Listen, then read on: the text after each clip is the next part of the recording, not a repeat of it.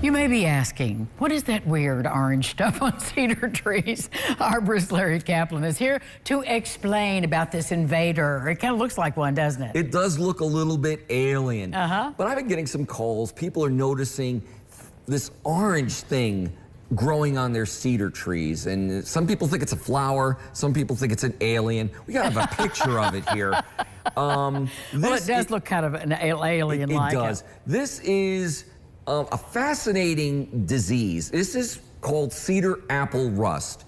And this is a disease, the rust diseases are fascinating because they will hop back and forth between two completely unrelated plants. Interesting. This is what we'll see on a cedar tree. The spores blow off the cedar tree and then they land on hawthorns, crab apples, pears, and they'll create weird little growths on the fruit. They'll create orange spots on the leaves. It looks nasty. Doesn't really hurt a lot of anything. What do you get rid of it, or you just let it be, or what do you do? Well, for your apples and your hawthorns, there are fungicides that you can use, but you have to use them once every 7 to 10 days, starting, well, probably about a month ago.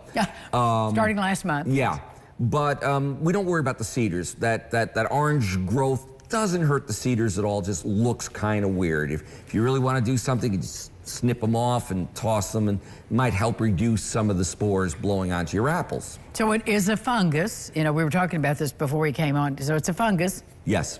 And it's opportunistic. It's a fungus among us and opportunistic for sure. Exactly. Well, are there other kinds of growths, molds, rust that are more aggressive, or is it pretty much like this? Well, yeah, there's a lot of diseases, especially on your fruit trees at this time of year. Apple scab, for example, is the #1 disease of apples and crab apples. We recommend growing resistant varieties. That helps reduce a lot of the problem. Otherwise, you need to do repeated fungicide treatments. It's not a one and done. The spores are blowing and infecting the leaves pretty much from March, April, all the way through June.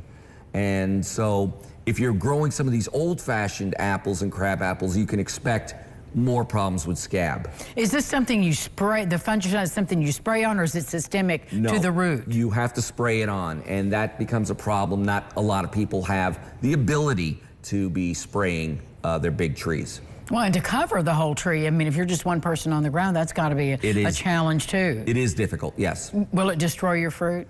It can. In a bad year, you can get leaf drop, so the tree's not doing a lot of photosynthesis. You'll get spots on the fruit. It's still edible, but it's really unsightly. Yeah, unpleasant to look at, not encouraging to eat. We're going to come back with Larry and talk bugs, so don't go away.